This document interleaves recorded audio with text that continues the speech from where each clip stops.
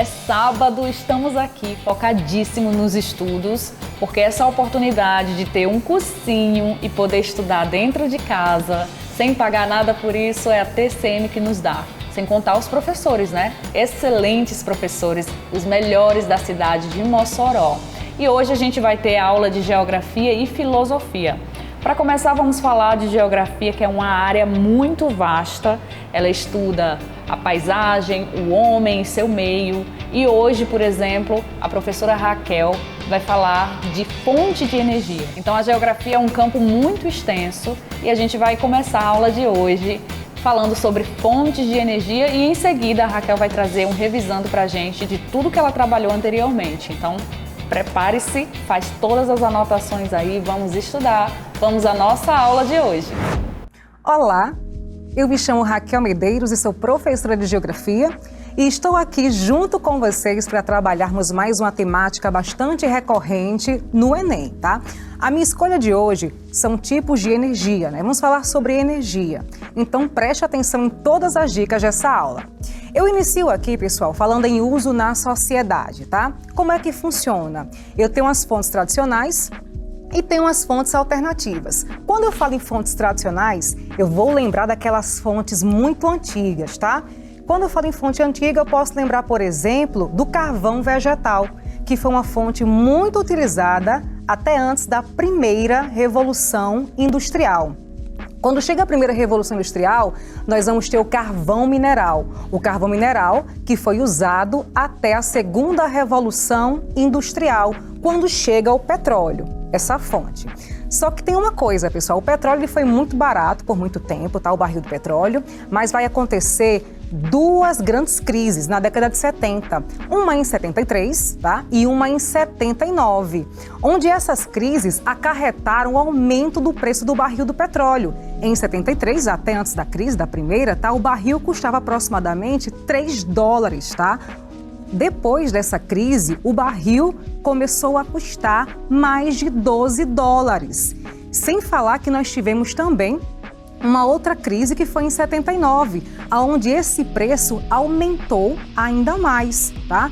E para ter uma logística de se trabalhar com essa fonte de energia, na época tinha que se pensar em uma fonte que não fosse mais tão cara o quanto estava custando o barril do petróleo. E estávamos vivendo um período chamado de Fordismo, produção em larga escala. Então não dava mais para trabalhar só com o petróleo. É aí que começam a surgir as fontes alternativas, como eu coloquei aí para vocês. Fontes alternativas, aquelas mais limpas, tá? E que poluem menos o ambiente. É quando surge, após a crise de 70, o uso da energia da fonte hídrica, né? Através da água, a construção das hidrelétricas. Tudo bem? Então, quando se falar em uso na sociedade, nos tipos de energia, eu vou lembrar das fontes tradicionais e vou lembrar das fontes alternativas. As tradicionais, aquelas utilizadas há muito tempo, as mais antigas, como eu falei para vocês, como exemplo, o carvão vegetal. Depois tivemos aí o carvão mineral com a primeira Revolução Industrial e com a segunda, o uso do petróleo. Então, depois das crises, nós vamos ter o uso do recurso hídrico, né? E depois vão aparecer as outras fontes alternativas, como tem aqui no slide para vocês, como a energia eólica e a energia solar, tudo bem? Quando se fala em origem das energias, eu vou lembrar dos combustíveis fósseis e dos combustíveis não fósseis. Os combustíveis fósseis são aqueles que eu vou extrair da natureza, e quando eu retiro, eles têm um tempo mais demorado para ser recomposto, tá? Ou seja, ele pode demorar milhares de anos. Um exemplo, o petróleo, o carvão mineral, o gás natural. Então, nós chamamos essas fontes de energia de combustíveis fósseis. E para uma dica de Enem para vocês, nós podemos usar a lógica dos combustíveis fósseis estar associado ao tempo geológico. Ou seja, se eu esgotar esse recurso, eu vou ter que esperar vários anos para ele se recompor. Já os combustíveis não fósseis são esses que estão à nossa disposição, a energia solar, a energia eólica, eu tenho a água como um exemplo e eu vou interligar ao processo biológico. O que seria isso? Eu interligar que se eu retiro, automaticamente ou rapidamente ele vai se recompor na natureza. Tudo bem até aí? Então vamos lá. Também falando em energia, nós vamos trabalhar com o processo de esgotabilidade, como eu falei há pouco tempo para vocês. Então, tudo tem um prazo, se falarmos em fontes não renováveis. Então, quando eu falo em fonte não renovável, eu vou trabalhar com os combustíveis fósseis, petróleo, gás natural, o carvão mineral, tudo bem? E os renováveis são aqueles que estão à nossa disposição. Água, a energia solar, por exemplo, a energia eólica, nós temos a energia maremotriz, temos a energia geotérmica, que elas são renováveis e estão à nossa disposição. Sem falar que essas fontes de energia, elas também podem causar alguns impactos ambientais. Uma dica que eu dou para vocês, não existe uma fonte de energia totalmente limpa, tá? Existe a questão de umas poluírem mais ou impactarem mais que outras. As fontes tidas como sujas, como eu coloquei para vocês aqui nos slides, são esses recursos que são altamente poluentes, como o petróleo, por exemplo, o carvão mineral, tá? O gás natural. E as limpas são aquelas que nós sabemos que elas poluem, tá? Ou vamos utilizar o termo impactam, que elas impactam o meio ambiente, mas impactam de uma forma que não é tão agressivo como, por exemplo, o uso dos derivados do petróleo. Aí nós podemos lembrar, por exemplo, a questão da água, da construção das usinas hidrelétricas, né? Que muito se fala que elas, quando no processo de construção desses recursos, né, da usina hidrelétrica, eu vou, por exemplo, causar um alagamento, eu vou matar espécies que estão ali no local, eu vou causar um assoreamento, entre outros impactos. Então se falava que esse tipo de uso de energia, né, não seria uma fonte limpa, né? Mas hoje fala-se que ela é limpa porque o impacto dela maior é na construção da usina hidrelétrica. Depois de pronto, são poucos os impactos que essa fonte de energia vai nos causar. Então, hoje a água, o recurso hídrico, o uso da energia através das hidrelétricas é tido como uma fonte limpa de tipos de energia, tudo bem? Outra fonte que nós temos como limpa, né, mas existe uma polêmica muito grande em volta dela, é o uso do urânio, né? Porque o urânio, vocês sabem que é um recurso que ele é não renovável, tá? Mais uma dica para vocês. Eu vou retirar o urânio de uma bacia não sedimentar, mas de uma região do escudo cristalino, diferente do petróleo, do gás, do carvão, que eu vou retirar aí da bacia sedimentar, ele é do escudo cristalino. Mas ele sendo uma fonte limpa, tá? Que ele só vai impactar se acontecer um acidente, ele é uma fonte que vai demorar milhares e milhares de anos para se recompor, mas quando está ali sendo trabalhado de acordo com a legislação, não vai impactar de forma nenhuma, só tem que ter cuidado com esse recurso, tudo bem? Então, falando em impactos ambientais, eu tenho que me lembrar até onde esse recurso, essa fonte de energia, ela vai causar danos ao ambiente. Então, não existe uma fonte totalmente limpa, né? Eu tenho, por exemplo, a energia eólica, que ela depois de pronta, né? Por exemplo, eu vou precisar de um grande espaço para eu construir o meu parque eólico e eu tenho os ruídos que vai ocasionar uma poluição sonora. Eu tenho uma questão da hélice, tá? Desse parque eólico, que pode causar algum dano para as aves. Então, eu estou impactando o ambiente de alguma forma, mas ela não impacta com os recursos não renováveis, como, por exemplo, os derivados do petróleo. Tudo bem até aí? Vamos lá.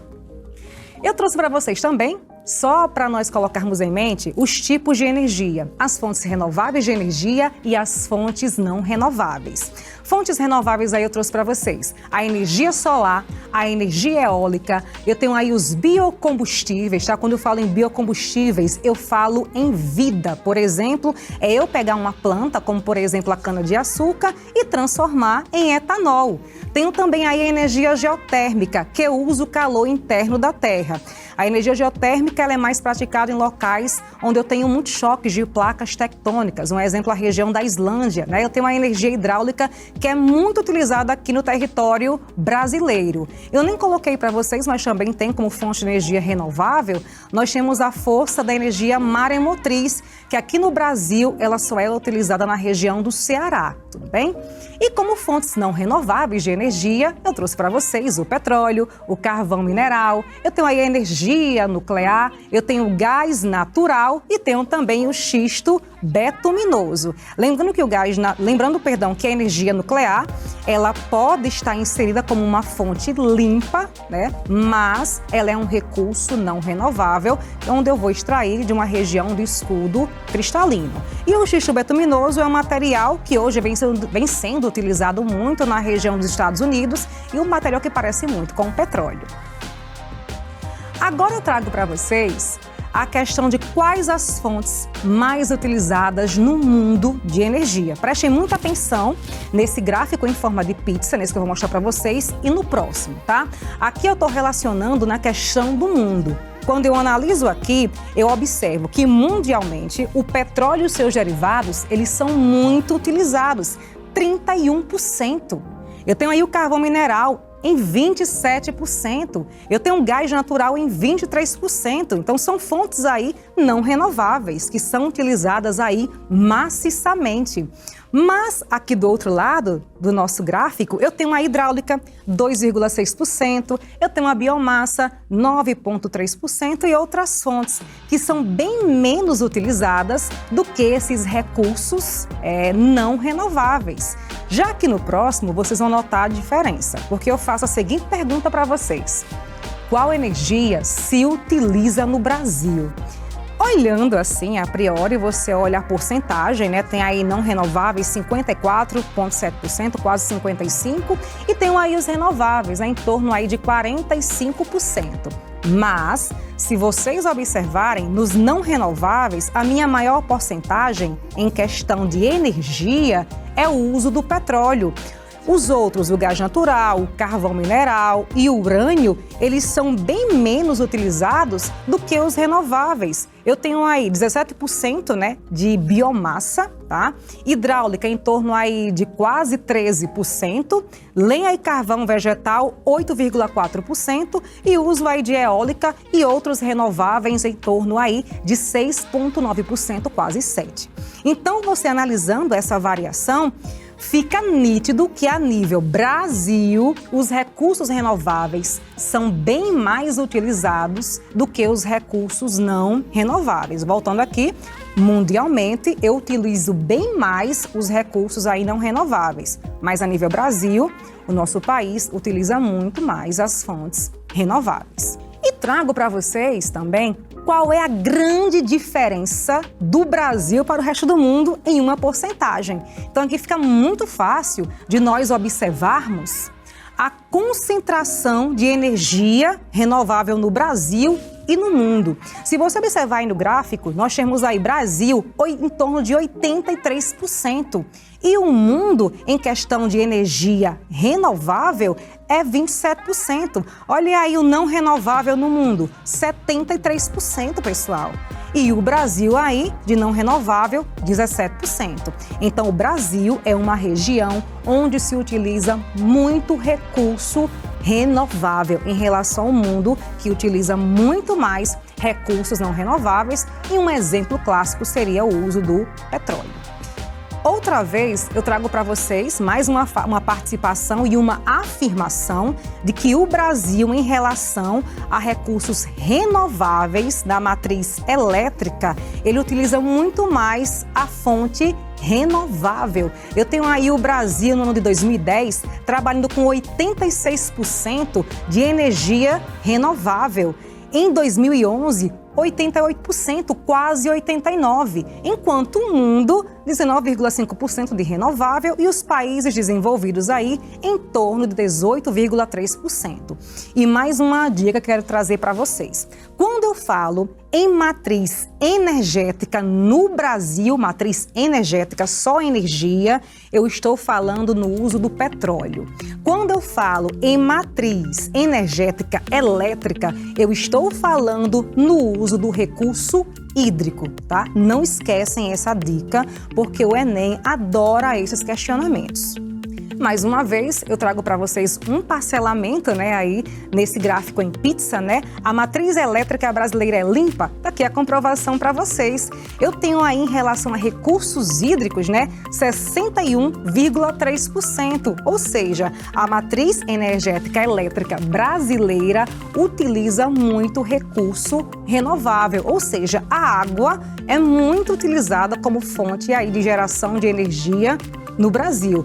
A priori aí é energia elétrica. Aí eu tenho a eólica em 8,8%, biomassa 8,5% e vocês vão analisar uma queda em relação ao gás natural, 8,4%, petróleo e outros fósseis aí 5,2%, carvão aí pouquíssimo utilizado, né, e o material para importação que é em torno de 4,6%.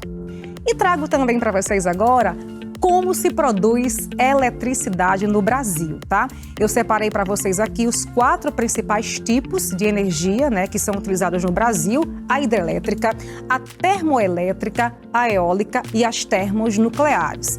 Aqui são só as 4 principais, tá? Existem outras, mas eu separei essa aqui para vocês, que são as mais recorrentes no Enem. Quando eu falo em hidrelétrica, eu estou falando no recurso hídrico. Então, se eu falo no recurso hídrico, eu vou lembrar de quê? Que eu necessito de um relevo em planalto, em forma de planalto, para que eu possa ter mais ou menos esse modelo de inclinação, para que seja mais fácil eu construir usinas hidrelétricas.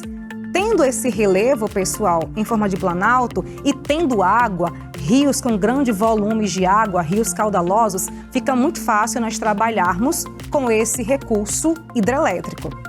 Tenho também aí as termoelétricas. O que são termoelétricas, pessoal? Termoelétricas é uma estação de geração de energia onde eu vou utilizar vários tipos de fontes de energia. Eu posso trabalhar com a biomassa, como assim? Eu posso pegar cana-de-açúcar, posso transformar em etanol. Tá? Aqui no Brasil a gente trabalha muito com cana-de-açúcar. Lá nos Estados Unidos eles trabalham muito com milho para transformar em álcool, tá? Entre outras fontes. E eu posso pegar qualquer tipo de vegetal, mas dependendo dele eu vou ter um maior valor de energia ou não, né? Então aqui no Brasil utiliza-se mais a cana-de-açúcar. Eu vou utilizar aí o gás natural, eu vou utilizar o carvão mineral nessas termoelétricas, jogo tudo, gerou energia, né, gera calor, transforma-se em energia e já podemos utilizar como uma fonte aí de produção de eletricidade. Outra dica para vocês. Em 2011 e em 2012 aproximadamente, o nosso país ele passou por uma crise hídrica, né? Na questão de ausência de chuvas, estiagens. Então, o que o governo fez? Ele pediu para que ligassem todas as termoelétricas para gerar energia para as residências e para as indústrias, né? O único problema foi só no bolso, né, do brasileiro, por exemplo, que a conta de energia ficou mais cara, tá? Porque as termoelétricas, em relação de geração de energia, gastam muito mais do que as hidrelétricas. As eólicas, muito conhecida aqui na região brasileira, tá? Eu só preciso de um espaço e de um local que seja favorável aos ventos. Então, o litoral nordestino e o litoral do sul do Brasil, eles têm essa dinâmica, né? Então, são maravilhosos para nós criarmos aí, construirmos, né? Fica melhor, construirmos aí parques eólicos para geração de energia. Já as termonucleares, eu vou ter aqui no Brasil, no município do Rio de Janeiro, basicamente na região de Angra dos Reis, tá? Eu tenho Angra 1 e tenho Angra 2. Angra 1 e Angra 2, elas são utilizadas, né? Existe uma especulação muito grande em relação às usinas termonucleares, desde o acontecimento do acidente em Chernobyl, lá na Ucrânia, né? E tivemos também no Japão o acidente também nuclear em Fukushima. Então as pessoas ficaram muito temerosas em relação a esse uso de energia. Só que nós sabemos que as usinas ou a geração de energia termonuclear, ela é uma energia que ela é limpa, né? E se você utilizar de forma correta, né, de acordo com a legislação, dificilmente você irá ter problemas com ela, tá? Tanto, né, que estima-se que outros países do mundo, né, como por exemplo a região do Oriente Médio, eles trabalhem ainda mais com a geração das termonucleares. E aí nós sabemos que não é fácil. é uma coisa que é muito difícil, né? Então precisam de pessoas especializadas para trabalhar com esse tipo de energia, que é a termonuclear, tá? Sem falar que eu vou precisar de um espaço pequeno para gerar energia nuclear, ou energia termonuclear, e eu vou utilizar também pouca, né, um pouco de combustível, por exemplo, urânio. Tenho aqui o urânio, eu faço a quebra correta desse urânio e eu já consigo gerar energia, tá ok? Trago aqui para vocês as mudanças recentes aí na matriz brasileira. Olha só, até há pouco tempo, quando iria se construir, né, uma usina hidrelétrica, eles construíam reservatórios, tá? Onde esses reservatórios, pessoal, tomavam mais espaço na construção e causavam mais impactos ao ambiente. E recentemente, desde a construção da usina de Belo Monte, aqui no Brasil, tá? Retiraram, né, essa logística de construir reservatórios. Utiliza-se hoje a própria vazão do rio, a vazão natural para gerar, tá? Para construir uma usina hidrelétrica. Eu tenho ali, por exemplo, na região da Amazônia, né, rios caudalosos. Eu tenho aí o grande rio Amazonas, um rio caudaloso, com grande volume de água, uma região que tem uma grande concentração de chuvas. Então, eu não preciso construir, tá, um grande reservatório em uma hidrelétrica, como foi feito na usina de Belo Monte. Eu construo a usina e vou utilizar a sua vazão natural. Então, já tenho chuva, eu tenho ali o espaço, né, e tenho muita água, né? Eu tenho a questão ali do rio à minha disposição. E a questão da expansão no uso da energia solar e da energia eólica vem crescendo muito, tá? A utilização tanto da energia eólica no Brasil, hoje nós somos nós estamos no 4º lugar, tá, da geração de energia eólica. E a solar vem crescendo muito também. Aqui em Mossoró nós já começamos a visualizar como está crescendo a utilização dessa fonte de energia, né? O único problema é a questão dessas placas fotovoltaicas, né? Que elas, na sua fabricação, elas estão impactando, porque eu estou utilizando silício, estou fazendo a extração. E sem falar que nós temos que imaginar daqui a 15, 20 anos, quando essas placas não puderem mais ser utilizadas, né? O que serão feitas com elas? Qual o destino final dessas placas solares? E a energia eólica, a problemática, como eu falei para vocês, e eu vou discutir com vocês lá na frente, é a questão aí do grande espaço que ela utiliza, é a questão aí dos ruídos, a poluição sonora, né? E também a questão dessas hélices aí, que elas mexem, tá? Com a questão da migração dos voos, né? Das aves, tá? Aqui são algumas dicas, né, que eu trago para vocês sobre as mudanças recentes na matriz brasileira. Daqui a pouco nós voltamos com mais informações sobre os tipos de energia.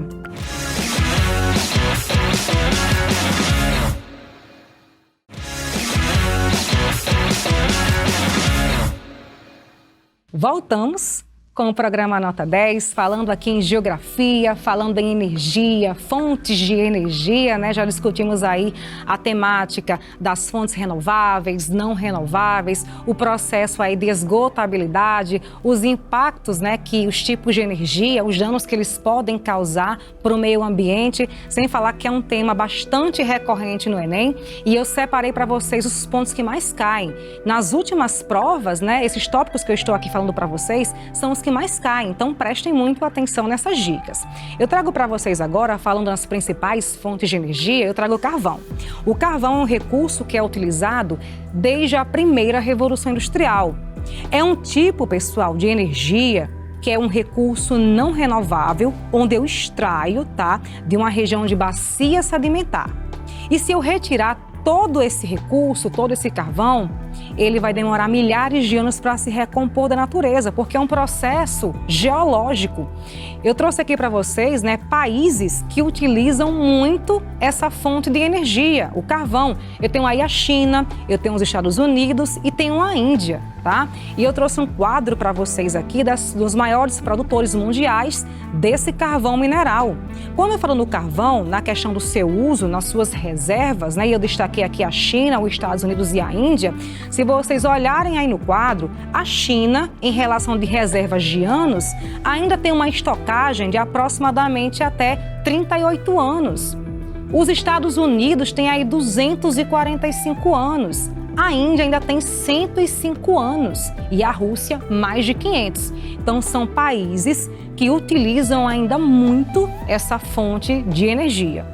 Lembrando que a China, há pouco tempo, ela falou em alguns noticiários, em algumas reportagens, que ela iria diminuir, reduzir o uso do carvão mineral, tá? Os Estados Unidos, até o governo Trump, ele falava, que deveria aproveitar aí esse tempo, que eles têm aí de reservas de anos de reservas carboníferas, 245 anos, então poderia utilizar o máximo que pudessem, tá? E a Índia, também utiliza muito essa fonte de energia. Eu coloquei para vocês aí a Rússia, porque ainda tem muito carvão aí para ser utilizado. A sua reserva ainda perdura aí por mais de 500 anos, Mas só que a utilização desse recurso, pessoal, é uma utilização que não é muito boa porque ela causa muita desvantagem. Quando eu falo em carvão, eu vou lembrar de poluição. É um tipo de reserva, pessoal, que é altamente poluente. Tá? Além de ser um combustível fóssil, que em algum momento ele vai se esgotar. Sem falar, pessoal, que ele emite, diversos gases poluentes, se não for um dos mais poluentes para a atmosfera, o que vai impactar aí sérios problemas futuros. Já está impactando, mas mesmo assim insistem em utilizar ainda essa fonte de energia que é o carvão mineral, como eu coloquei para vocês, É o combustível fóssil mais poluente do mundo, contribuindo aí para a poluição atmosférica. Por ser uma fonte de energia não renovável, suas reservas podem se esgotar ao longo do tempo, lembrando que é um fator geológico, tá? E a combustão do carvão emite aí diversos gases poluentes. São pontos que são chaves e podem cair na sua prova em relação ao uso do carvão mineral. Anotem aí. Trago para vocês agora o petróleo, o ouro negro, o petróleo que é utilizado desde a segunda revolução industrial. Quando eu falo em petróleo, nós vamos lembrar dos países desenvolvidos que utilizam maciçamente esse recurso. E o Brasil também utiliza como fonte de energia, que eu falei para vocês no bloco anterior, que eu tenho que fazer essa separação. Quando eu falo em fonte de energia, eu vou lembrar de petróleo. Fonte de energia elétrica, eu vou lembrar do recurso hídrico, dos recursos hídricos, tá? Então, o petróleo, pessoal, ele tem uma riqueza, em ser o petróleo. Ele é petróleo, ele tem uma variação que eu posso transformá-lo aí em diversas coisas. Por exemplo, como matéria-prima, eu posso transformá-lo, em gasolina, eu posso transformá-lo em diesel, em outros tipos de combustíveis. Eu posso aí trabalhar transformando em asfalto, eu posso confeccionar sacolas plásticas com o petróleo, então ele tem uma variação muito grande. Sem falar que o petróleo, é uma fonte de eletricidade. E a nível de Brasil, pessoal, eu vou lembrar que até pouco tempo o Brasil ainda trabalhava muito com a retirada do petróleo em terras, nas regiões em terras sedimentares, Mossoró é um exemplo para nós. Mas hoje, após a descoberta lá na década de 70, tá?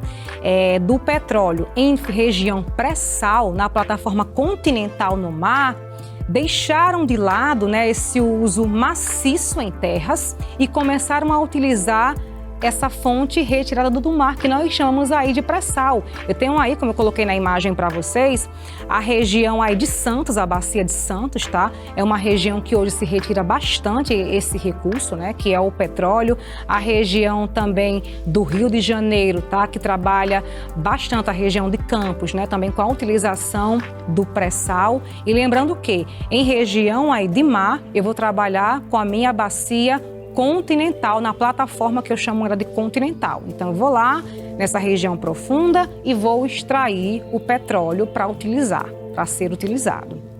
Olha só essa dica para vocês. Eu trouxe aqui para vocês mais um gráfico, tá? Com os maiores produtores de petróleo em 2021. Então aqui é muito recente para todos nós, Eu tenho aí em primeiro lugar, em barris por dia, em produção, eu trago os Estados Unidos. Ele, além de produzir muito, ele também é o que mais utiliza. Tenho aí em segundo lugar a Arábia Saudita, né? Em terceiro lugar tem a Rússia, em quarto lugar Canadá e quinto tem o Iraque, né? O Brasil está aí em nono lugar. Lembrando que o petróleo ele produz muito, mas também ele consome muito esse recurso. Então, se ele consome muito esse recurso, ele também tem que comprar de outras pessoas. Aí eu trago para vocês as maiores reservas provadas de petróleo em 2020. Também um dado bem recente para vocês. Eu tenho aí Venezuela em primeiro lugar. Tenho aí a Arábia Saudita em segundo, Canadá ali, vizinho dos Estados Unidos em terceiro lugar. E tem em quarto lugar aí o Irã, região ali do Oriente Médio, tá? Quando eu falo em Venezuela, né, e vejo ela em primeiro lugar como a maior reserva, tá, de petróleo desde 2020, né, nesse estudo, eu vou lembrar que a Venezuela ela não é muito amiga dos Estados Unidos, né? Tem vários problemas em questões geopolíticas, mas amizade é uma coisa, né, e dinheiro é outra. Então eu não gosto muito dos Estados Unidos, né? A Venezuela fala assim, mas eu tenho que vender o meu produto. E eu acabo vendendo aí boa parte do meu petróleo para os Estados Unidos. E essa dica que eu dei para vocês é a cara do Enem, tá? O Enem adora questionamentos atuais. Então, falou em petróleo, lembra da questão da Venezuela com os Estados Unidos? Eles têm problemas, tá? Questões geopolíticas. Mas a Venezuela precisa vender o seu petróleo e ela vai e vende para os Estados Unidos. A amizade é uma coisa e a economia é outra totalmente diferente. Eu trago aqui para vocês agora outra fonte que é muito utilizada, tá? Que é a energia nuclear. Quando eu falo energia nuclear, né, como eu falei no outro bloco para vocês, eu vou lembrar que é uma fonte que ela é limpa, né? Mas as pessoas temem muito o uso dessa fonte de energia devido a um pequeno problema, por mínimo que seja, né, ele pode causar um dano muito grave. Mas se os países, né, obedecerem às legislações do uso, tá, desse recurso da energia nuclear, dificilmente os problemas acontecerão, tá? Sem falar que para eu utilizar a energia nuclear, eu não vou precisar de um grande espaço. Um pequeno espaço que eu tenha, eu consigo aí construir a minha usina de geração da energia nuclear, tá? E também pouco recurso mineral, eu tenho ali pouco átomo, né? Eu faço a quebra, a fissura desse átomo e eu já vou conseguir gerar energia, tá? Eu coloquei para vocês aqui algumas vantagens da energia nuclear, tá? Não libera gases estufas, exigência de pequena área para a construção da usina, grande disponibilidade do combustível. Eu tenho aí pequeno risco no transporte desse combustível, pequena quantidade de resíduos que eu vou utilizar, tá, na minha usina nuclear e independe de fatores climáticos. Eu não preciso de chuva, eu não preciso de vento, eu não preciso de sol, eu só extraio lá de uma região de escudo cristalino, por exemplo, né, o meu recurso, e vou conseguir aí gerar energia, tá? Linda essas vantagens, né? Mas também tem o outro lado, né? Tem as desvantagens, tá? O lixo nuclear, que é radioativo e deve ser armazenado em locais seguros e isolados. Ela é muito cara quando comparada às outras fontes de energia, por isso que nem todos os países investem na energia nuclear. A energia nuclear, mais uma vez eu falo para vocês, é muito difícil de trabalhar com essa energia, então eu preciso de pessoas especializadas que saibam fazer todo o processo para que não ocorram erros, né? Por isso que quando um país fala que vai investir na energia nuclear, ele demora um tempinho para chegar, tá aqui o meu projeto e vou construir a minha usina nuclear, tá? Então eu tenho aí os riscos de acidentes nucleares, são difíceis, mas eles acontecem, né? Chernobyl na Ucrânia, que até hoje, né, existe aí a grande problemática em relação à radioatividade. Eu tenho ali Fukushima, no Japão, tá? E os problemas ambientais também que acarretam devido ao aquecimento de ecossistemas, tá? Porque eu vou utilizar para o resfriamento dos reatores, né, aquela região ali próximo à água, eu vou acabar impactando aí o ecossistema aquático. Mas se eu falar em energia nuclear, eu vou lembrar que é uma fonte limpa, mas é uma fonte que não é renovável, tudo bem?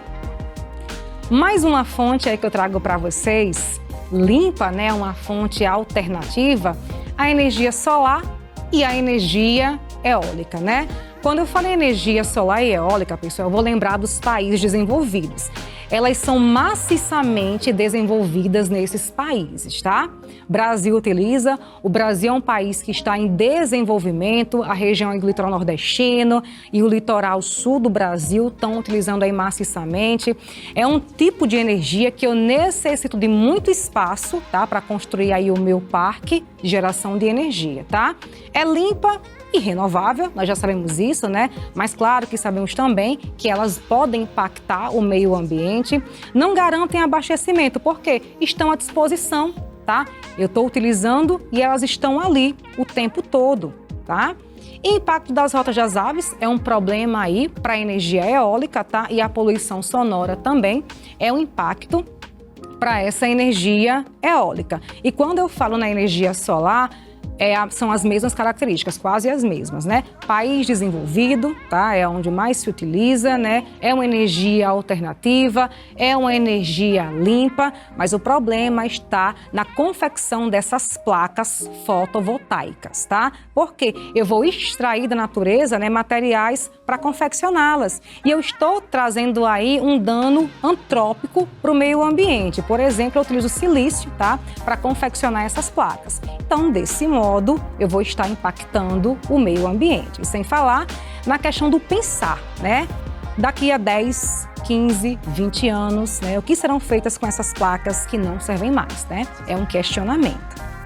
Trago para vocês agora uma dica aí sobre o recurso hídrico, né? A fonte hidráulica, que é muito utilizada aqui no Brasil, tá? Quando eu falo em recurso hidráulico, eu vou lembrar que eu necessito de um relevo em planalto, tá? Íngreme, para eu construir a minha usina hidrelétrica. Mas algumas pessoas podem falar o seguinte: a região da Amazônia, né? Tem usinas hidrelétricas lá naquela região e o relevo da Amazônia, né? Na sua maior parte, é de planície. Sim.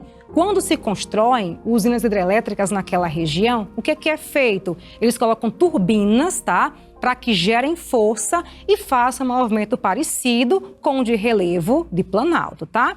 Então, se eu tenho a água, eu tenho um relevo de forma planáltica, então é ótimo para eu construir aí a minha usina hidrelétrica, tá? Para eu construir essa usina, eu vou necessitar de um grande espaço, tá? Então, tenho que ter espaço, relevo planáltico e tenho que ter, pessoal, água. Tendo isso, ótimo para eu construir uma usina hidrelétrica, tá?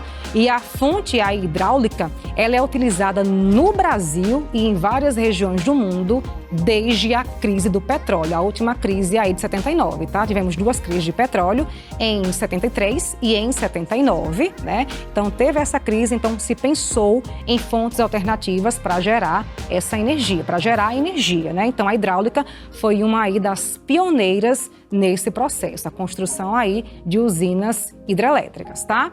E a condição básica aí, como eu já falei antes para vocês, né? Grandes áreas territoriais e alto volume de chuvas, né? E rios de planalto, que é a condição básica para eu confeccionar, para eu construir, né? Uma usina hidrelétrica. E os problemas, quais são? A problemática, pessoal, é no momento que eu vou construir essa usina hidrelétrica. Porque quando eu vou construir, você olhando aí na imagem, você vê que eu tenho aí um grande espaço na construção de uma hidrelétrica. Então, eu vou precisar de um grande espaço, tá? Eu vou precisar aí de rios com grande volume de água, tá? Então, para eu construir, existiam coisas nessa localidade.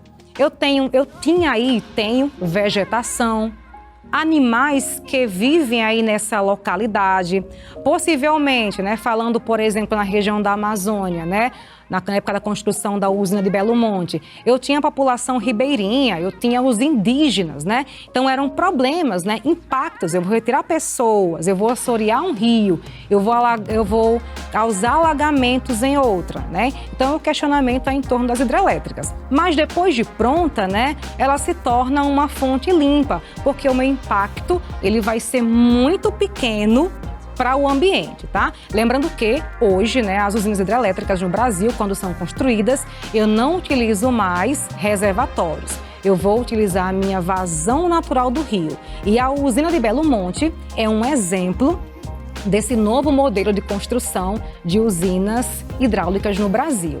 Espero que vocês tenham compreendido, né, a temática dessa aula, tá? Espero que vocês tenham muito sucesso na prova e aproveite todas as dicas do programa Nota 10. Até a próxima! Olá, pessoal! Vamos ao nosso quadro Revisando. Eu quero revisar com vocês o contexto de energia, que foi uma proposta trabalhada com vocês nessa nossa primeira aula. Quando eu falo energia, eu vou lembrar dos seus processos, né? Eu tenho as fontes renováveis e as fontes não renováveis. Uma dica para vocês na hora da prova. Quando eu falo em fonte renovável, eu vou me ater ao processo biológico. Ou seja, é algo que está ali à minha disposição o tempo todo. Eu posso extrair, mas vai estar disponível rapidamente. Já o processo não renovável é aquilo que eu vou estar linkando a um processo geológico.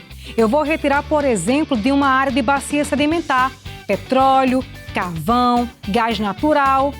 E se eu retiro todos esses produtos, né, esses recursos, essas fontes de energia da minha bacia sedimentar, rapidamente eles vão se esgotar.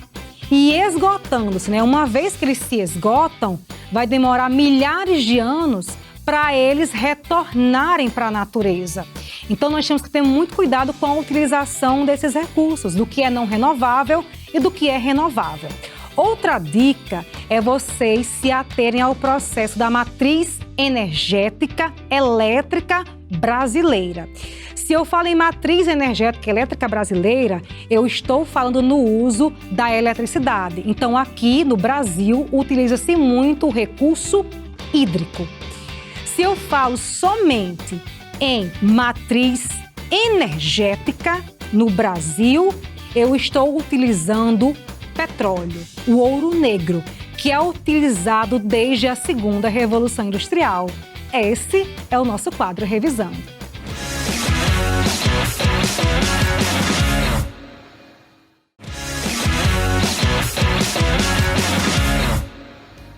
Tivemos aí o nosso intervalo e antes disso a professora Raquel revisou tudo o que foi dado na aula de Geografia. E agora a gente vai falar de amor e sabedoria.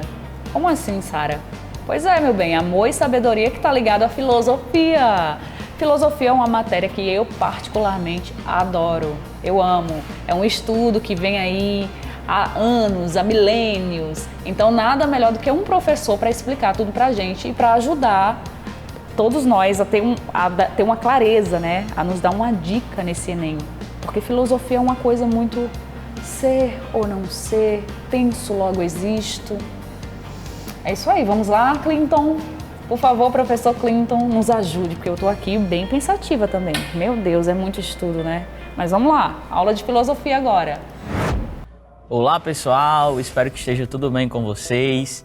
Sou o professor Clinton Azevedo e estou aqui para mais uma aula de filosofia com vocês, tá?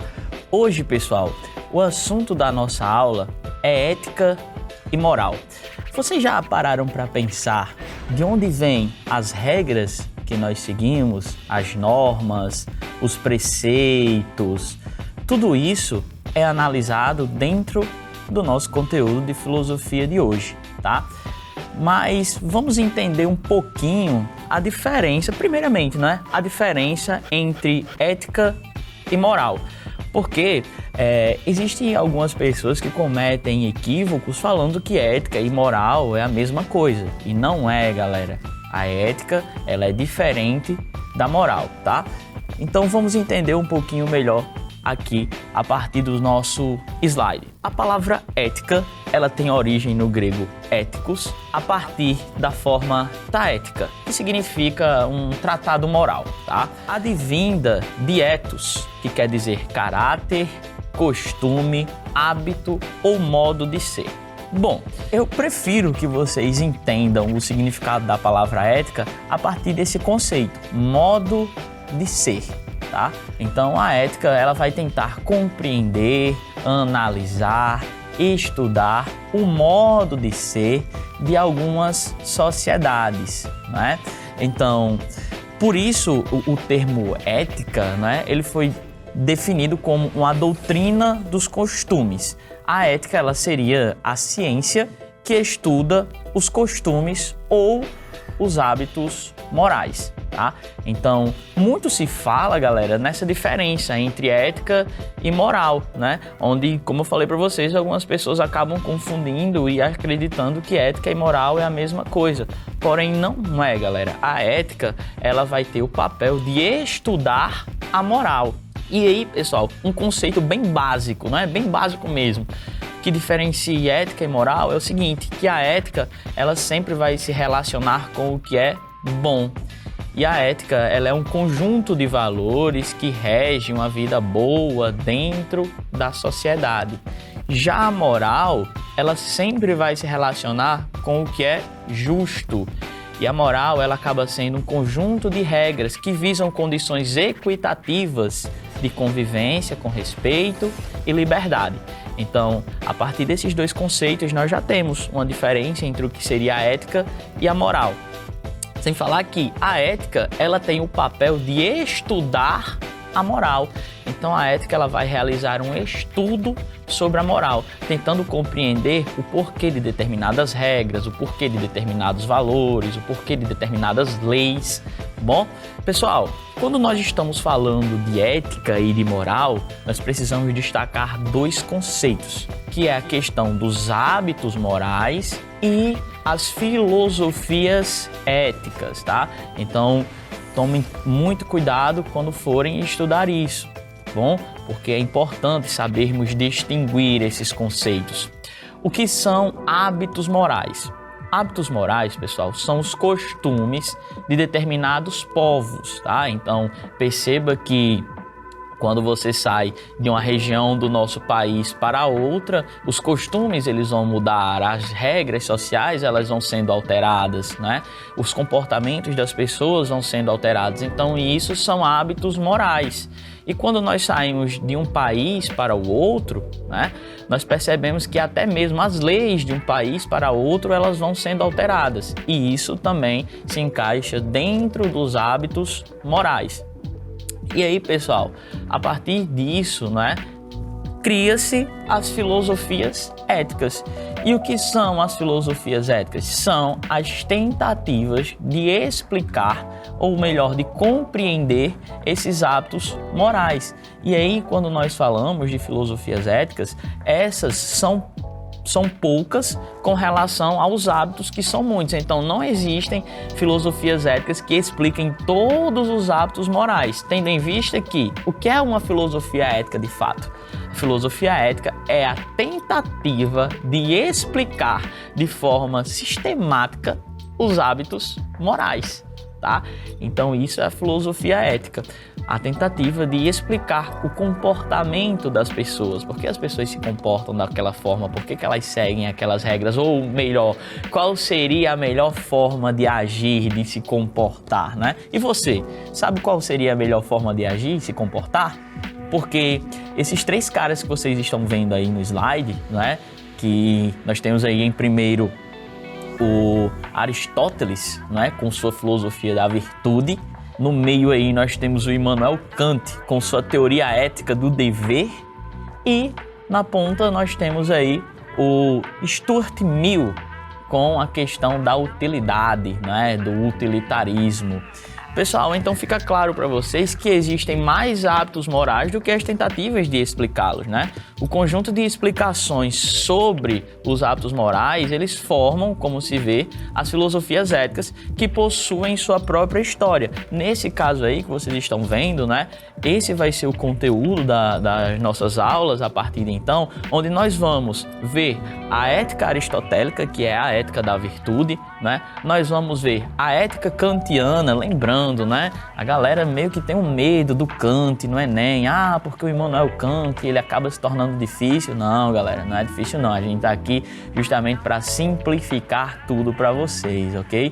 Então a gente vai deixar o Immanuel Kant bem simplesinho aí para vocês. A ética kantiana, galera, ela é a ética do dever. Fazer o que é certo porque é certo, tá? E por último, nós vamos analisar a ética utilitarista, tá bom, pessoal? Então, vamos lá, vamos partir aqui e compreender um pouco a ética aristotélica, tá? Pessoal, não somente o Aristóteles, mas vários outros pensadores da Grécia Antiga, eles estavam preocupados em encontrar um modo de vida que levasse o indivíduo até um conceito que eles valorizavam muito, que era o conceito da felicidade, né? Então, todos os nossos comportamentos, as nossas ações tinham um único objetivo, que era a felicidade. Já começo questionando vocês. Vocês são felizes? Ainda questiono mais. O que é ser feliz? Qual o comportamento que pode proporcionar uma felicidade, né?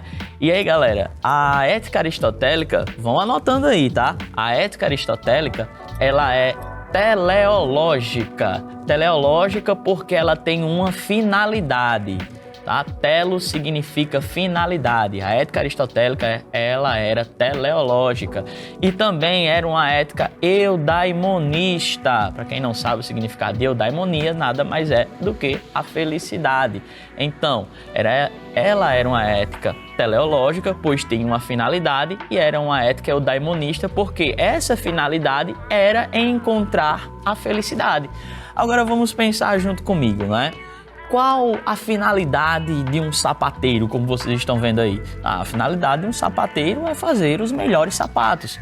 Qual a finalidade de um jogador de futebol? A finalidade de um jogador de futebol é realizar as melhores partidas, é marcar os mais bonitos gols, né? E qual a finalidade, sei lá, de um professor como eu aqui? A finalidade de um professor é dar as melhores aulas e transmitir da melhor maneira os conteúdos. Porém, isso seria uma individualidade, não é? Uma finalidade particular de cada indivíduo.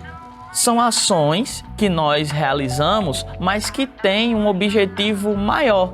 Então, por que o sapateiro quer fazer os melhores sapatos? Por que o jogador de futebol quer realizar as melhores partidas? Por que o professor quer ministrar as melhores aulas? É um único objetivo, pessoal: ser feliz. Então, segundo Aristóteles, todas as ações e condutas humanas apontam para um único objetivo. É a questão da felicidade. Show de bola, galera. Mas o que é a felicidade, como eu já questionei vocês, né? Vamos pensar um pouco. O que é que nos faz feliz de fato? E aí, galera, nessa obra que vocês estão vendo aí, né? É onde Aristóteles ele aborda todas as concepções sobre o que seria a felicidade, né? Essa obra, tem o título, né, que o Aristóteles colocou em homenagem a seu filho, né, que era o Nicômaco, e também o nome do seu pai, né? O pai do Aristóteles também se chamava Nicômaco. Então, Ética a Nicômaco seria nada mais do que preceitos morais, ações que os indivíduos eles deveriam realizar para chegar até a felicidade, né? Seria um manual de como ser feliz de fato, né? E aí, galera, a ética, na visão de Aristóteles, ela está dentro de cada um, tá? A ética, ela está dentro de mim, ela está dentro de você. E aí, o indivíduo ele vive em duas dimensões. Ele tem a sua dimensão individual, onde ele tem a sua ética, mas ele também tem a sua dimensão social, que seria a sua dimensão política. Nesse caso, a ética ela iria preparar o indivíduo para a vida em sociedade. Então, a ética ela atua aqui dentro do indivíduo, mostrando para ele o que é certo e o que é errado, e o indivíduo ele vai praticar essa ética dentro da dimensão social, que seria a dimensão política, tá? E aí, galera, como conceito de ética, né, Aristóteles diz, o que é a ética? A ética nada mais é do que o saber viver. Saber viver, né? Agregando valores, fazendo uma boa utilização dos prazeres e praticando a vida virtuosa, praticando ações virtuosas, né? E aí, quando o indivíduo ele é um indivíduo virtuoso, ele está seguindo aí na concepção do Aristóteles no caminho para a felicidade. Tá, Clinton, mas você ainda não falou pra gente o que é virtude. Ainda não. Calma, pessoal. Daqui a pouco eu explico para vocês o que seria essa virtude. Mas vão anotando aí, tá? Vão lembrando dos conceitos. Galera, em relação à ética, não é? O bem leva cada indivíduo a ser capaz de viver com os outros dentro da polis, né? E aí a gente vai lá naquela noção grega do areté, que nada mais é do que o mérito, o valor, a excelência, e tudo isso iria, não é, levar o indivíduo até o bem da polis, o bem da sociedade, o bem comum para todas as pessoas. Era essa uma das perspectivas do Aristóteles, né? Como eu falei para vocês, a ética ela atua no campo individual e ela vai preparando o terreno para a vida política, né? Para o indivíduo conviver com os outros, né? E um dos objetivos do Aristóteles com isso era a busca do bem de todos os homens, ou seja, para que todos pudessem atingir esse ideal de felicidade. Galera, eu já falei tanto de felicidade aqui para vocês, tanto, e aí ainda não disse o que é a felicidade para o Aristóteles, né? Bom, mas chegamos nesse ponto. O que é a felicidade? Né? Então, talvez quando eu fale de felicidade para vocês, e é uma noção muito comum dentro da realidade que nós estamos inseridos, é falar que felicidade é fama, é bens terrenos, é honrarias, não é dinheiro. Então, quando a gente fala de felicidade, a gente leva justamente em consideração isso, né? Ah, dinheiro não traz felicidade. Aí a galera já fala, né? Então me dá o seu e seja feliz, que eu fico triste lá com o seu dinheiro, né? Muitas pessoas também falam, quando a gente está discutindo a questão da ética, não tem como ser triste estando em Paris, viajando a todo momento, né? Então, muitas vezes nós relacionamos felicidade dentro desse contexto de que a felicidade ela está relacionada com os bens materiais, né? Ou até mesmo com a visão de capital. Para Aristóteles, galera, a felicidade ela transcende isso daí, né? Para Aristóteles, a felicidade ela está muito além disso. A felicidade seria o quê? A felicidade seria a vida contemplativa, que desenvolve no ser humano um desejo permanente de fazer o bem a si e fazer o bem aos que o cercam, fazer o bem aos outros. E aí, galera, a gente acaba percebendo que para Aristóteles a felicidade ela se distancia dos prazeres. Para Aristóteles a felicidade ela não é um sentimento, né? A felicidade ela é racional. A felicidade ela está na nossa mente. Tá bom? Então é essa a perspectiva do Aristóteles. Você não se sente feliz, você compreende o que é ser feliz. E é aí que está a sacada para a gente compreender melhor o Aristóteles. Compreendendo o que é ser feliz, o indivíduo ele vai conseguir atingir uma felicidade plena, que é diferente dos prazeres, né? Se nós levarmos em consideração, os prazeres eles são algo passageiro. Tá? Os prazeres são coisas passageiras, são coisas momentâneas. Então, sei lá, você compra algo que você queria muito, você faz uma viagem que você gostaria muito e você, tô feliz. Mas Aristóteles diz, não, isso não é a felicidade. Por quê? Porque isso é passageiro. A felicidade, ela não é passageira. A felicidade, ela é plena. Ela é plenitude. Quando o indivíduo atinge essa felicidade, ele não retrocede mais. Por quê? Porque ele é feliz para sempre. Mas como é que o indivíduo vai ser feliz para sempre, Clinton? Simples. Ele torna-se feliz a partir do momento que ele compreende o que é ser feliz. E esse é um dos maiores problemas que nós temos hoje para tentar compreender essa felicidade. Por quê? Porque como nós não sabemos o que é ser feliz, nós acabamos traduzindo a felicidade para outras coisas, como bens materiais, como viagens, coisas que são momentâneas e que estão relacionadas com os nossos prazeres, e não com a felicidade de fato. E aí o Aristóteles ele diz, né, que a busca por alguns bens, né, ele pode até nos aproximar da felicidade, mas não é garantia nenhuma de que vamos ser felizes. Então, sei lá, eu sou triste porque eu não tenho dinheiro, e aí você consegue todo o dinheiro que você necessita. Isso pode te aproximar da felicidade, mas não é garantia de que o dinheiro vai te fazer feliz, né? E o que é de fato essa felicidade na perspectiva do Aristóteles, né? É a vida racional que dá a garantia de ser feliz. É quando você compreende o que é a felicidade, né? E aí, compreendendo o que é a felicidade, você vai praticar ações que vão fazer com que essa felicidade cresça ainda mais dentro de você, tornando você uma pessoa sábia e feliz. Essa é a visão do Aristóteles sobre a felicidade. Então a felicidade, ela não está aqui. A felicidade, ela está aqui, ó, na nossa mente. Você compreende o que é ser feliz, tá? Por isso que ela dá essa ideia, por isso que ele dá essa ideia de plenitude, sermos felizes para sempre. Bom, pessoal, e aí, quando nós vamos falar da virtude, né? O Aristóteles, ele chama atenção e eu acho muito interessante isso daqui, né? Depois a gente vai discutir um pouco mais isso lá na frente com outros pensadores, mas é muito importante a gente pensar isso, né? Olha só, não é porque sabemos o que é certo que fazemos sempre. E mesmo sabendo a importância de sermos equilibrados em tudo que nós fazemos, em boa parte das nossas ações nós não somos. Então, chama-se a atenção, galera, justamente para quê? Nós sabemos de todos os preceitos morais, nós sabemos de todas as regras, porém, nem sempre nós praticamos essas regras. Então, se eu digo, ó, se você seguir todas essas regras, essas normas, você vai atingir a felicidade, muitas vezes você não atinge a felicidade porque você não segue esses padrões, essas regras que são instituídas. E outra, né? Quando ele fala de equilíbrio, para o Aristóteles, essa ideia de equilíbrio é muito importante. Então é importante que a gente consiga atingir um equilíbrio nas nossas ações para que a gente siga uma vida virtuosa. Porém, mesmo sabendo que nós temos que ser equilibrados, nós não somos. Então imaginei que tu vai para um rodízio de pizza. Quando você vai consumir, você consome somente para saciar a sua fome ou você consome até matar a sua vontade de comer? Onde é que está o equilíbrio na sua ação aí? Não é? Então, muitas das nossas ações, elas acabam não sendo equilibradas. E isso nos distancia cada vez mais desse ideal de felicidade que era pregado pelo Aristóteles, não é? E aí, galera, quando Aristóteles ele vai falar da virtude, ele fala que a virtude ela é uma disposição da alma. Ou seja, nossa alma ela tem uma disposição, ela tem uma predisposição a ser virtuosa. Porém, nem sempre nós somos. Então, ser virtuoso é uma escolha que nós fazemos. Da mesma forma que ser feliz é uma escolha. De fato, galera, ser feliz é uma escolha.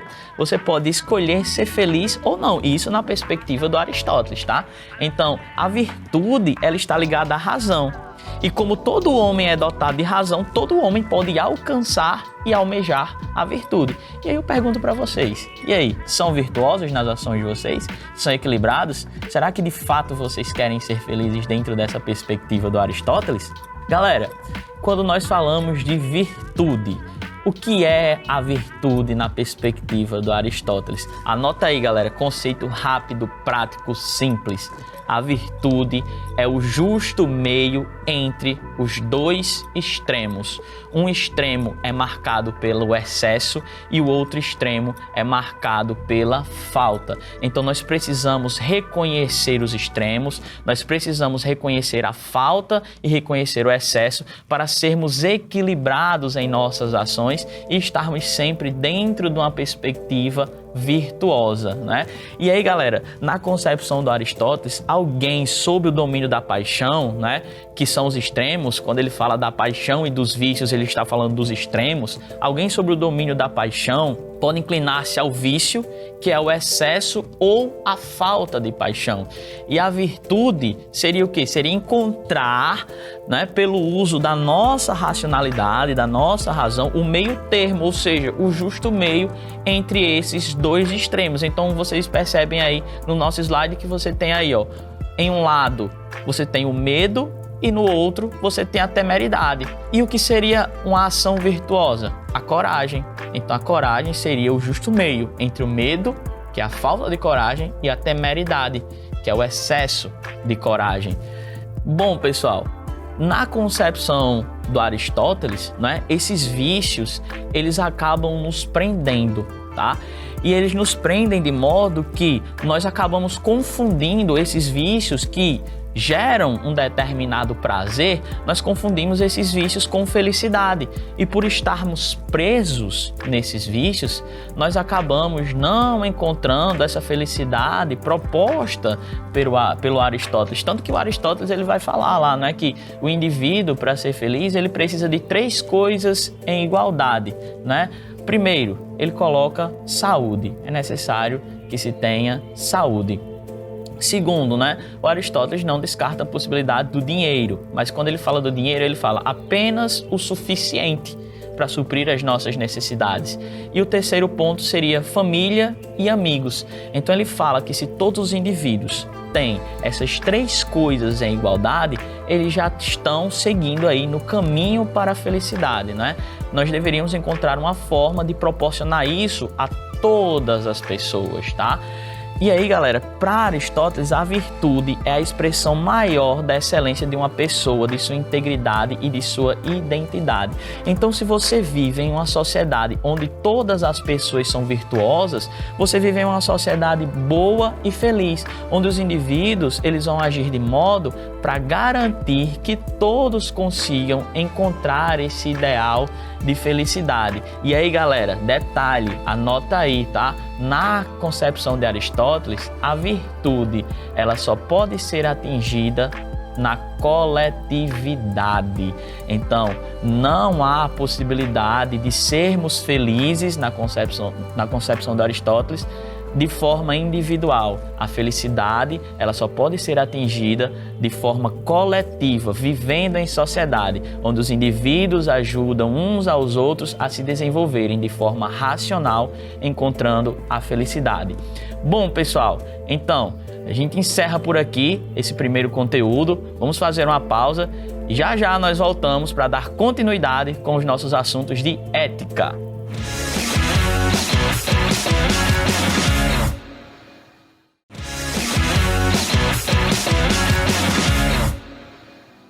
Olá pessoal, estamos de volta, né? Vamos dar continuidade aqui com os nossos conteúdos. Nós estávamos falando aqui sobre a ética e sobre a moral, né? E no bloco anterior nós estávamos falando, né? Nós fizemos um apanhado ali geral do que seria a ética e nós falamos também um pouco sobre a questão da ética aristotélica, que seria a ética das virtudes, do equilíbrio, do justo meio, né? Buscar livrar-se aí dos vícios, né? Dos excessos e dos extremos. E aí, dando continuidade aqui com os nossos conteúdos sobre ética, como eu falei para vocês no início, nós vamos aqui falar um pouquinho também sobre a ética kantiana, que é a ética do dever, tá? E a ética utilitarista, que é a ética dos pensadores Jeremy Bentham e Stuart Mill, que leva em consideração a utilidade das ações. Tá bom? Avançando aqui, galera, nós vamos ver um pouquinho aqui, né? E aí, como eu já falei, algumas pessoas sentem medo do Immanuel Kant, né? Quando vão realizar a prova do Enem, falam que é um tanto difícil e tudo mais. Mas não, galera, o Immanuel Kant, ele é simples de compreender, basta você ler com uma certa atenção, tá? Como eu falei para vocês, a ética do Immanuel Kant é a ética do dever. Fazer o certo porque é certo e não levar em consideração as consequências das suas ações. Então, se a ação ela é tida como uma ação correta, tá? Eu estou agindo corretamente e eu não preciso levar em consideração a consequência dessa ação, porque a minha ação em si ela foi correta. Então, para o Kant, galera, o que é certo e o que é errado. Eu não posso, na visão do Kant, praticar uma ação errada, sendo que esta ação vai proporcionar benefícios para mim ou para outras pessoas. Eu tenho que fazer a ação correta, mesmo que a ação correta não me traga benefícios, mas ainda assim eu vou estar fazendo o que é certo, tá bom? Galera, e aí Kant ele percebe, né, algo em comum quando ele analisa as éticas criadas ao longo da história.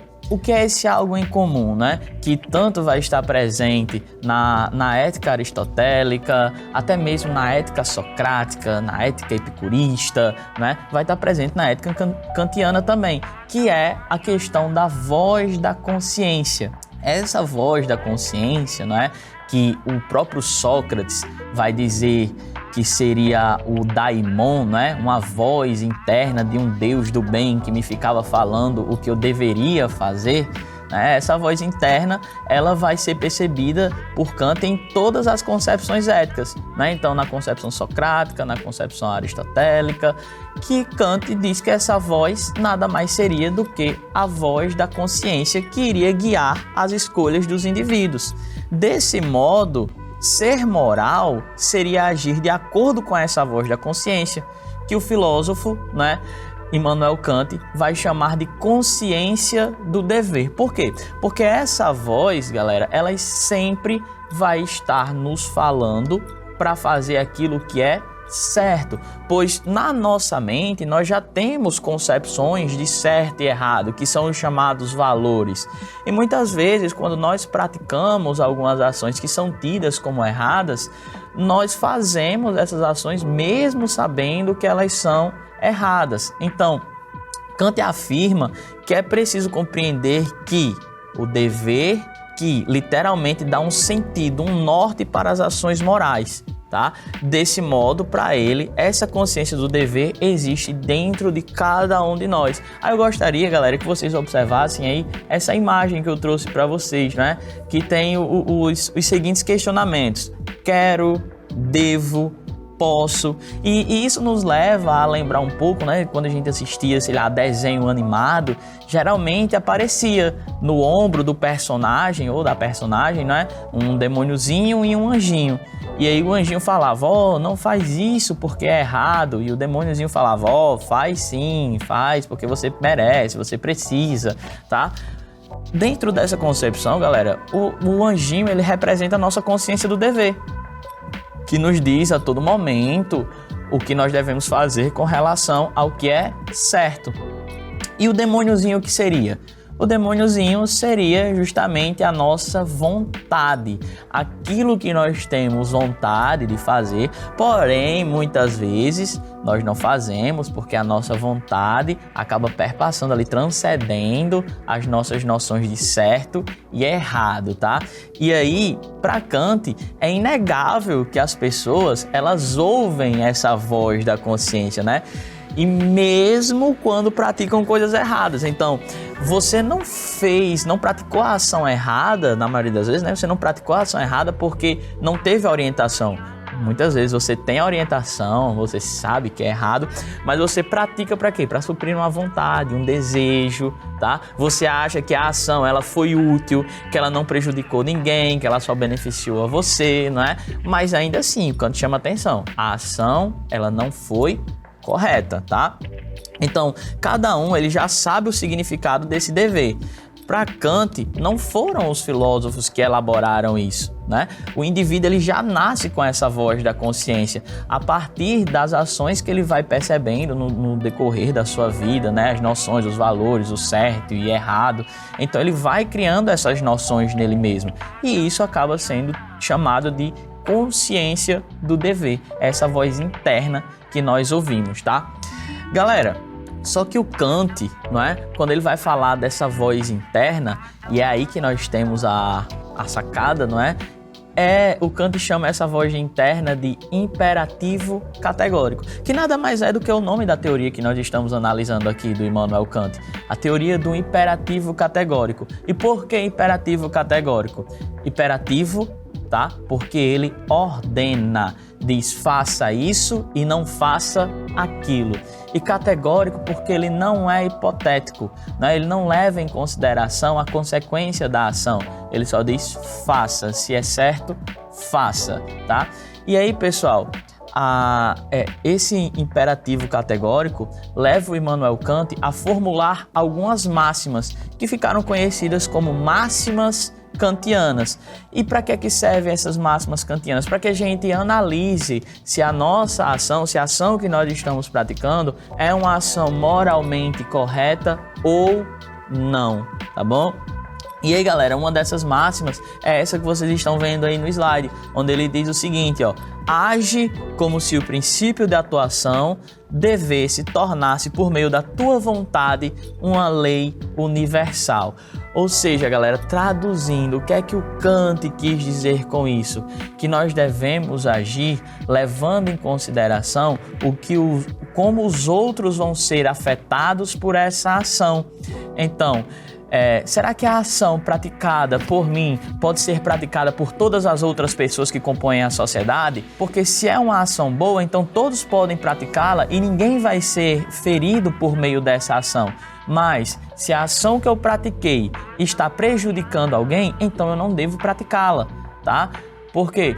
Porque uma ação correta é uma ação que vai ajudar a todos dentro da sociedade.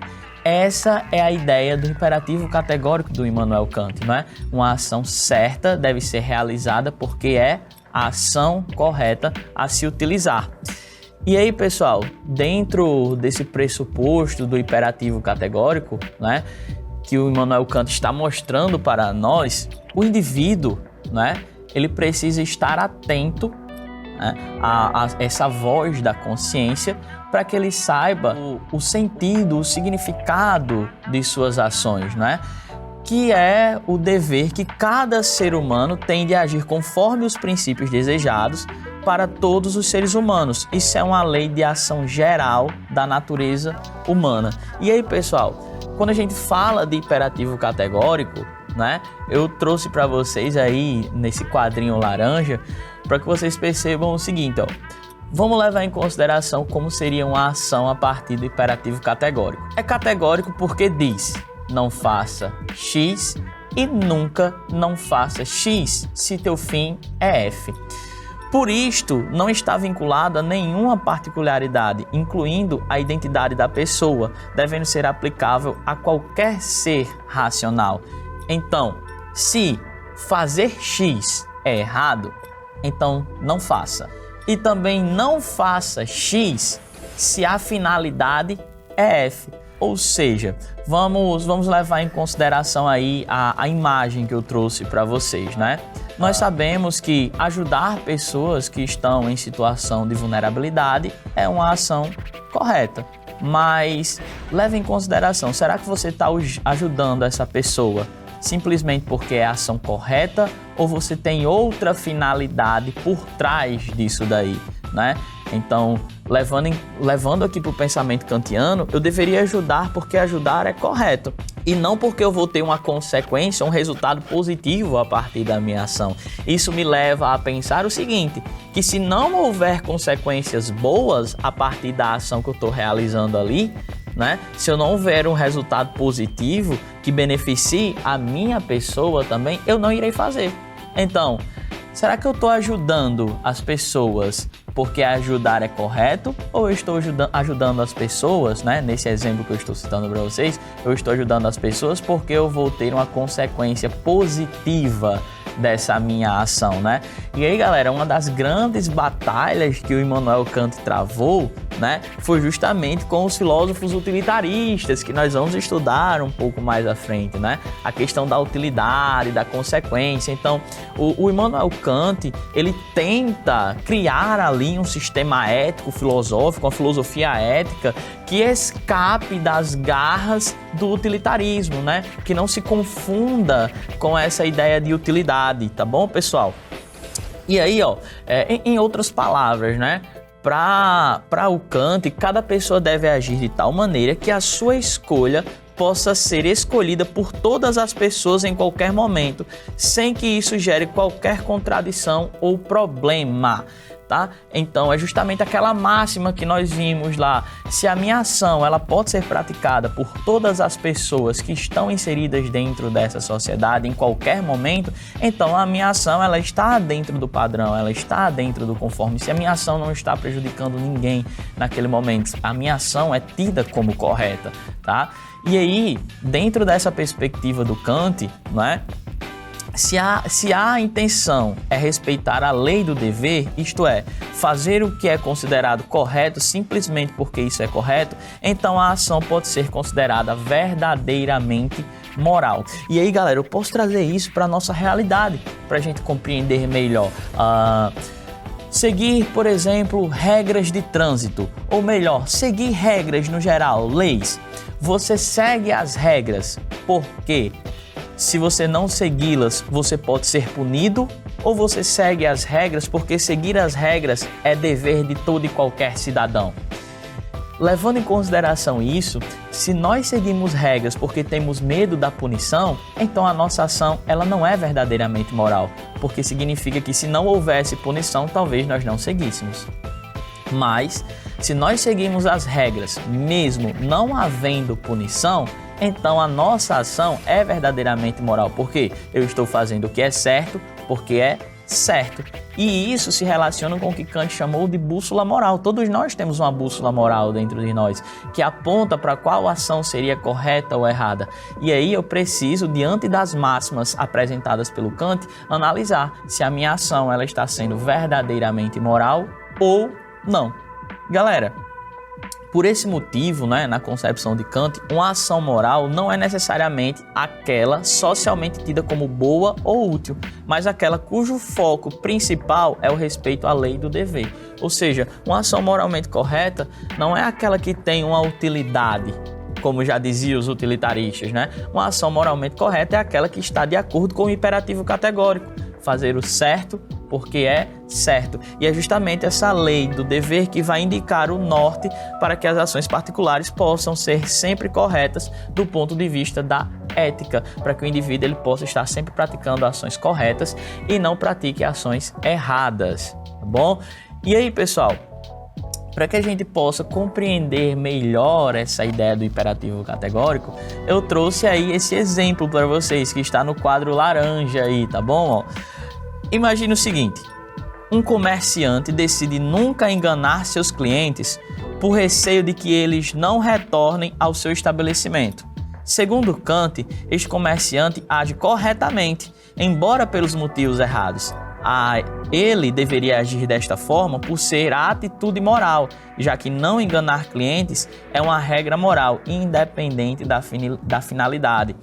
Pensar o oposto, galera, dentro dessa perspectiva, pensar o oposto significa dizer que se o comerciante tivesse a certeza de que nunca os seus clientes iriam desconfiar que os preços praticados por ele não eram justos, ele faria. Então, o Kant ele chama a atenção dentro da sua ética, dentro da ideia do imperativo categórico, justamente para isso. Será que se você soubesse que as suas ações erradas nunca iriam ser descobertas, você continuaria a praticá-las, Ou será que você só pratica ações corretas porque você tem medo de uma determinada punição? E aí o Kant iria dizer que você não está agindo, de acordo com o imperativo categórico, que na concepção dele é fazer o certo porque de fato é certo e não levar em consideração as consequências dessa ação. E às vezes essa ética kantiana ela parece até um pouco rígida demais, As pessoas falam, mas mesmo tendo consequências ruins para mim, eu tenho que fazer o que é certo e tudo mais. Mas galera, analise a partir da perspectiva do Kant. E se todas as pessoas dentro de uma sociedade agissem de acordo com o imperativo categórico?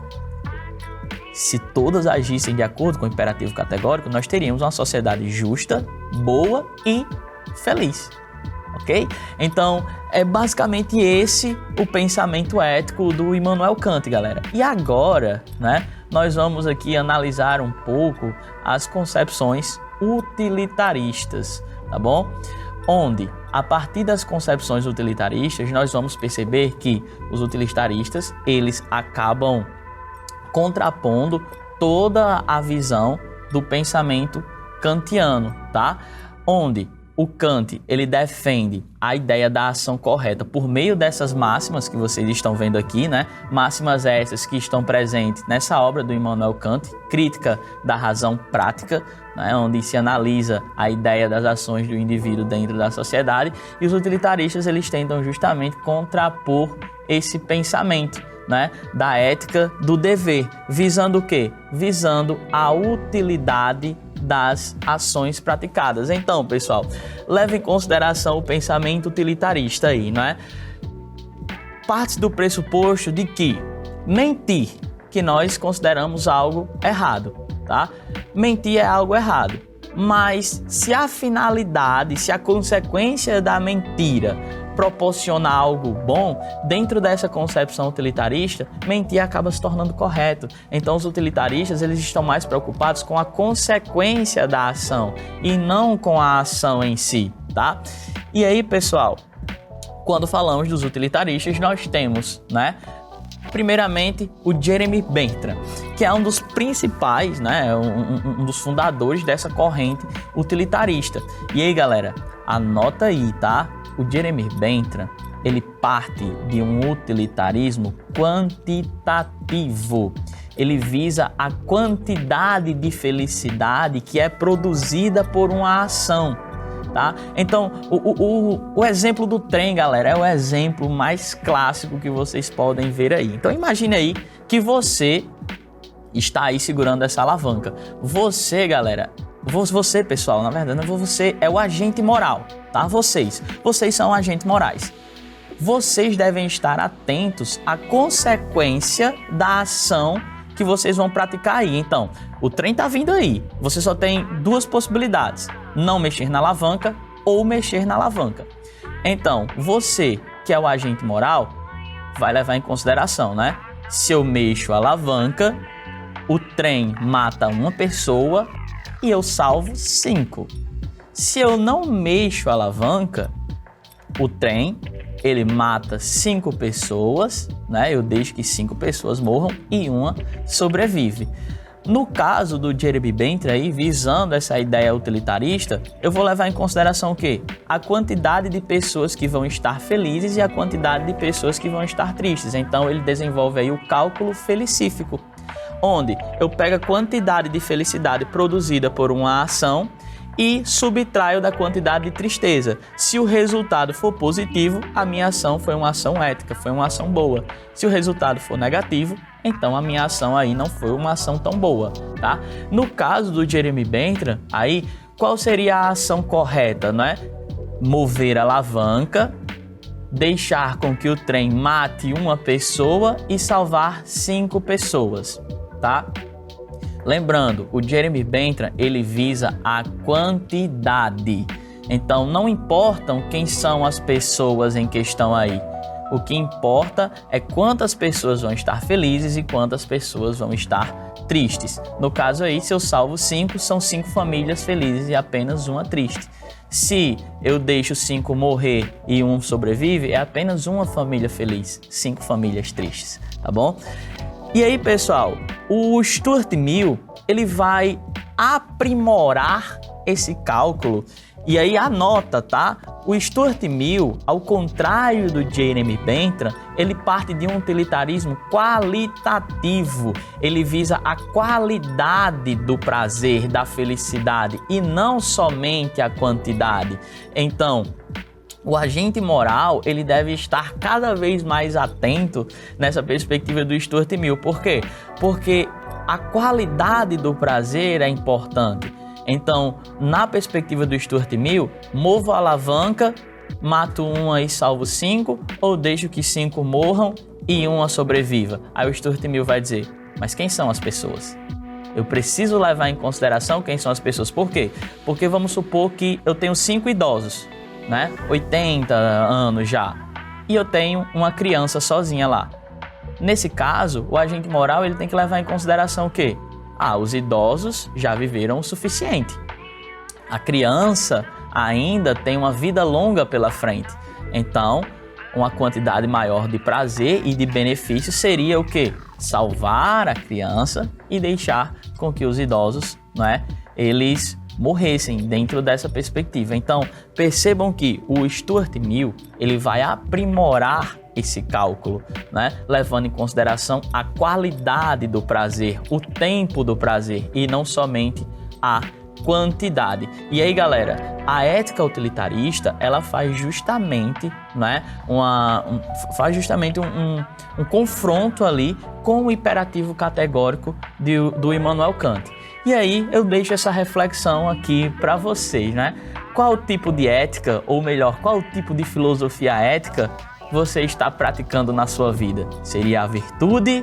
Seria o dever? Ou a utilidade? Bom, pessoal, espero que vocês tenham gostado da aula de hoje. Tchau, tchau e até a nossa próxima aula. Bom, pessoal, vamos aqui agora para a nossa dica de ouro do Enem. Eu trouxe aqui para vocês, tá, uma questão onde a gente vai analisar essa questão, mas não somente na área de filosofia, vamos fazer uma análise para a área de ciências humanas.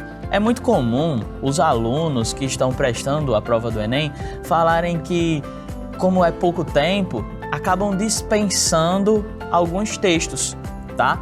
E é muito importante para a nossa área das ciências humanas que vocês estejam atentos aos textos, pois podem ocorrer momentos em que os textos eles auxiliem você mais do que você consegue imaginar, como é o caso dessa questão de filosofia do Enem de 2013. Eu costumo dizer que é interessante que o aluno ele comece a ler a questão pelo comando da questão, que é justamente a pergunta ao qual a questão está se referindo. Por quê? Porque quando ele inicia pelo comando, ele já consegue encontrar no texto aquilo que a questão está pedindo. Então, o comando dessa questão diz o seguinte, ó: a partir da análise histórica do comportamento humano em suas relações sociais e políticas, Maquiavel define o homem como um ser. E aí, pessoal, você está aqui, você não lembra muito bem do conteúdo, né? Maquiavel e tal, filosofia política, e aí você recorre ao texto. E chega uma parte do texto, tá?